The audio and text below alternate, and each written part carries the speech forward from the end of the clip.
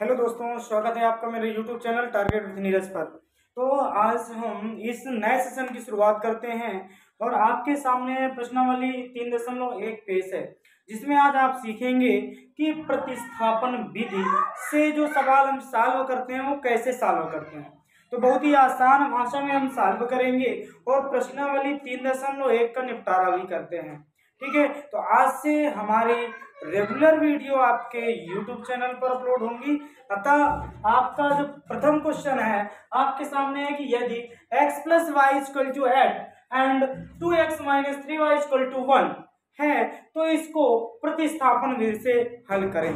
तो आपके पास अरिहंत प्रकाशन की किताब होगी या अन्य कोई भी किताब हो या एनसीईआरटी किताब हो, सारी किताबों में केवल आपको मेथड देखना है और क्वेश्चन अपने आप सॉल्व कर लेंगे। ठीक है, बिल्कुल आराम से, बिल्कुल धीरे से, बिल्कुल धीरज रख करके।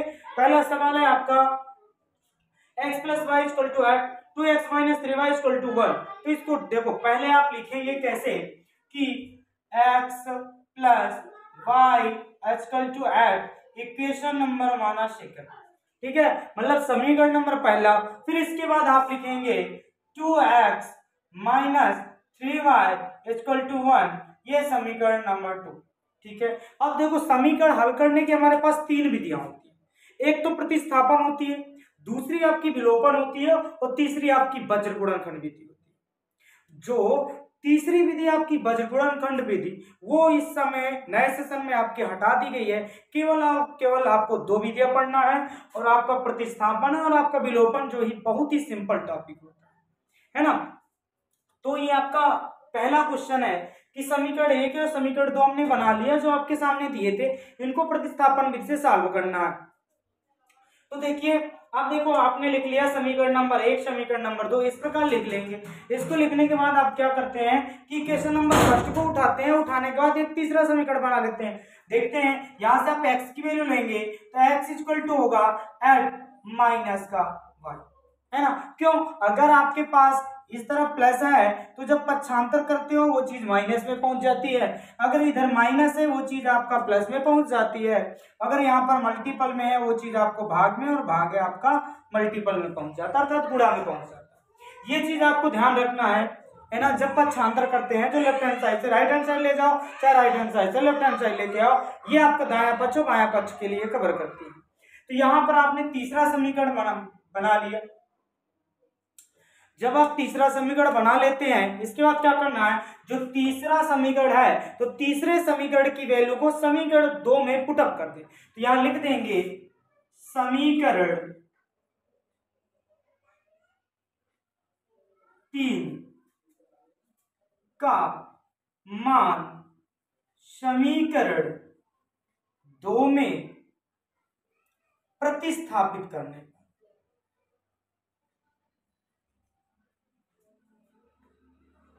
है ना। समीकरण 3 की जो वैल्यू है वो समीकरण नंबर 2 में आपको क्या करना है, प्रतिस्थापित कर देना है। तो देखते हैं भाइयों, ये जो आपका समीकरण 2 है, लिखो 2x - 3y = 1। यहाँ पर इतना आपने लिख लिया। लिखने के बाद जो x की वैल्यू यहाँ पर है इसको यहाँ पुटअप करोगे तो 2x की वैल्यू है 8 माइनस का y माइनस का 3y = बनेगा 1। ठीक है, इतना आपको समझ में आया होगा।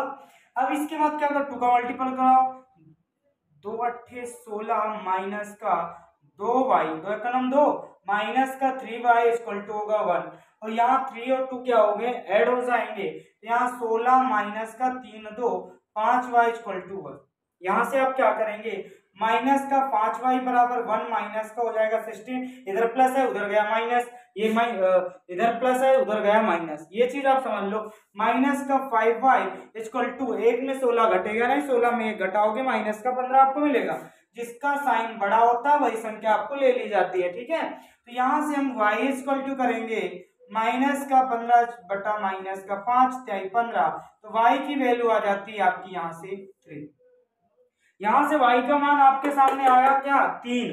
y की वैल्यू जब 3 आ चुकी है तो अब क्या करेंगे कि वायु का मान, जो यहां पर y का मान समीकरण 3 पर रखने पर, y का मान समीकरण 3 में रखने पर जो y की वैल्यू आपकी आई है वो समीकरण 3 में आप रख देंगे। तो आप रखेंगे कैसे, x equal to eight minus का y, ये समीकरण 3 दिया है, y की वैल्यू आपकी आई है 3, यहाँ पर रख देंगे x equal to eight minus का 3, तो x की वैल्यू आएगी एट में 3 गया आपका बचा।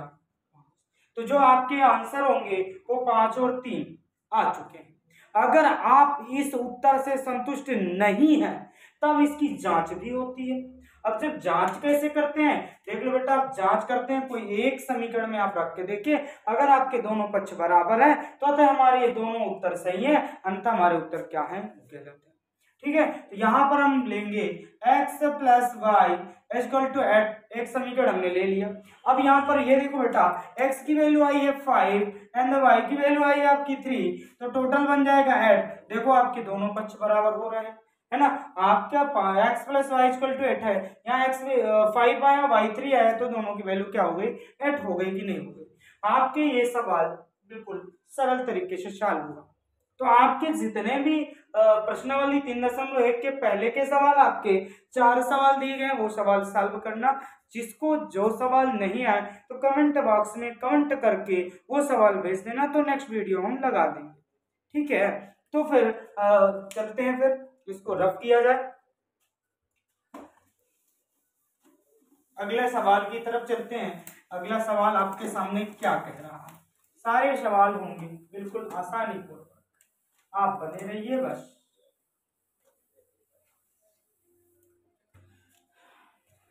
दूसरा सवाल एक दूसरे का पहले देखो बिल्कुल सेम है। हम देखो आपका इंपॉर्टेंट क्वेश्चन करवाए दे रहे हैं जो बहुत बहुत इंपॉर्टेंट, ठीक है। वो तीसरा क्वेश्चन हम चल रहे हैं, तीसरा क्वेश्चन देख लेते हैं, या फिर अगर आपको ज्यादा जरूरी हो तो आप ये कहेंगे स्टेप बाय स्टेप हम एक तरफ से सारे सॉल्व कर देंगे, ठीक है। और आप उनका जो रिवाइज करना हो तो आप कर लीजिएगा, ठीक है। तो तीसरा क्वेश्चन कह रहा है, आप नीचे सवाल आपको पूरा दिखेगा तो आप, मैं पढ़ ले रहा हूँ। कह रहा समीकरण 2x माइनस का 3y, आपके पास यह समीकरण 2x माइनस का 3y और बराबर में दे दिया है आपका 13, बराबर में दे दिया है आपका 13। फिर कह रहा तथा 7x माइनस का 2y, फिर आपका दे रहा है 7x माइनस का 2y और इक्वल टू में दे रहा है आपका 20, बराबर में आपका दे रहा है 20, ठीक है। को हल कीजिए और y बराबर mx और दिया y बराबर mx प्लस का 7, यहाँ पर ये दिया है, तब m, इसके लिए आपको m की वैल्यू निकालनी। ध्यान से, आपके पास प्रतिस्थापन का सवाल है, ये चीज दे रखा है और y बराबर mx प्लस 7 दिया जिसमें m की वैल्यू आपको निकालनी है। तो जब m की वैल्यू आपको निकालनी है तो यहाँ पर आपको समझ में आ गया होगा कि इसको हम समीकरण 1 मानेंगे, इसको समीकरण 2 मानेंगे और तीसरा अपने आप बना लेंगे। और जब तीसरा समीकरण बनाओगे तो बेटा बनेगा 2x इक्वल टू 13 प्लस का 3y, ये बन चुका है। अभी क्या है, x की वैल्यू फाइंड आउट करनी है, x इक्वल टू 13 प्लस का 3y अपान में आ जाएगा आपका 2, इक्वेशन नंबर बन जाएगा आपका थर्ड। ये इक्वेशन नंबर आपके पास थर्ड बना है, इक्वेशन नंबर थर्ड की वैल्यू समीकरण या इक्वेशन सेकंड में पुट अप कर देंगे, मतलब समीकरण 3 का मान यहाँ लिख सकते हो, समीकरण 3 का मान समीकरण 2 में प्रतिस्थापित करने पर, प्रतिस्थापित करने पर ये चीज बन चुकी। जो 3 की वैल्यू है वो 2 में क्या करना है, प्रतिस्थापित कर देना है। तो यहाँ आपका क्वेश्चन दिया 7x माइनस का 2y इक्वल टू 20, और यहाँ जब आप प्रतिस्थापित करेंगे तो x की वैल्यू 7, x की वैल्यू रखोगे 13 प्लस का 3y अपान का 2 s माइनस का 2y इक्वल टू 20, ये कंप्लीटली। और यहाँ से जब मल्टीपल करा लो बेटा तो 13 दूनी 13 सत्ते होता है 91 और प्लस 7 त्रिक हो गया 21, यहाँ है y अपान में 2 माइनस का 2y इक्वल टू बनेगा 20। एक लाइन और नीचे चलते दिखाई दे रहा होगा, है ना। यहाँ आएगा 91 प्लस 21y, एलसीएम लोगे तो 2 दुना यहाँ आ जाएगा 4y अपान में 2 इक्वल टू आ जाएगा 20। इधर भाग में उधर जाएगा तो गुणा में चला जाएगा, तो यहाँ से देखेंगे बनेगा 91 प्लस का 21y, और यहाँ एक चीज और देख लो, 21 में से 4 घटाएंगे तो आपको बचेगा 17, वो भी प्लस का, तो 17y इक्वल टू 20 दूनी हो जाएगा आपका 40। 91 को 75 करोगे तो 17y बराबर 40 माइनस का आएगा 91। तो इधर जब घटाओगे तो देखो उल्टा घटेगा, 1 है 1 लिखो, 9 में से 4 गया 5 आएगा, वो भी माइनस का आया। यहाँ पर 17y है, 17 3 बनेगा 51, तो y की वैल्यू आ गई -3। वही काम करना है कि जो y की वैल्यू आई है वो समीकरण 3 में क्या करना है, आपको रख देना है।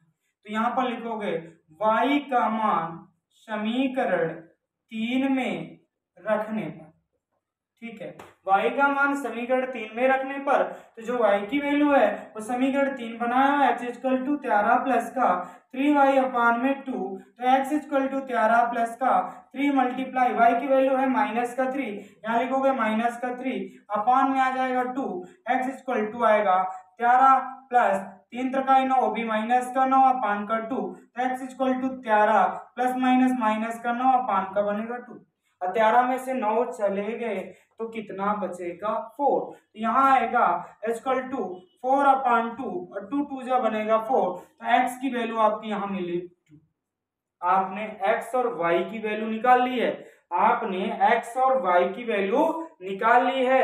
अब आपको क्या करना है, अब आपको इसमें रख देना, ये आपके पास दिया y बराबर mx प्लस 7 है ना, तो यहाँ पर जब रखोगे तो y बराबर mx प्लस का 7 दिया हुआ है, y की वैल्यू आपका -3 आ चुकी है, m की वैल्यू आपको निकालनी है, x की वैल्यू आपको दिया है 2, प्लस का बनेगा 7, आप -3 है इधर लाओगे माइनस का 7 आ जाएगा, m इंटू मल्टीप्लाई बाई 2 बनेगा, और 7 और 3 बनेगा -10 इक्वल टू 2m बनेगा, और 2 5 जा हो जाएगा 10, तो m की वैल्यू माइनस का हो जाएगा 1। ये इसका रहा आंसर, है ना। तो आप अगर ये इस तरह का क्वेश्चन आ जाए y बराबर mx प्लस c के रूप में, तो c की वैल्यू आपको दे रखती हो कांस्टेंट की, उसमें m की वैल्यू आपको फाइंड करनी होती है, जिसमें आप ये फार्मूला लगा करके चाहे आप विलोपन विधि से हल कर लें, चाहे आप प्रतिस्थापन विधि से हल कर लें, चाहे आप वज्र गुणनखंड विधि से हल कर लें, जिसमें आपकी मर्जी है उसमें हल कर सकते हैं। अगर उस पर नहीं दिया है कि इस विधि द्वारा हल करें तब, अगर आपको दे दिया है कि प्रतिस्थापन से सॉल्व करें तब प्रतिस्थापन से सॉल्व करेंगे, अगर कह दिया विलोपन से सॉल्व करें तब उसको विलोपन से सॉल्व करेंगे, ठीक है। अभी आपने केवल और केवल सीखे हैं प्रतिस्थापन विधि, है ना। अगली वीडियो जो बनेगी उसमें हम सीखेंगे विलोपन विधि। इसके जो शेष सवाल होंगे वो सारे सवाल करवा देंगे, और स्टेप बाय स्टेप आपका अंसाल पेपर चलोगे और टेस्ट सीरीज आपके इसी ऐप पर लॉन्च हो जाएगी, ठीक है। तो आप मेरे YouTube को सब्सक्राइब करिए। धन्यवाद। जय हिंद, जय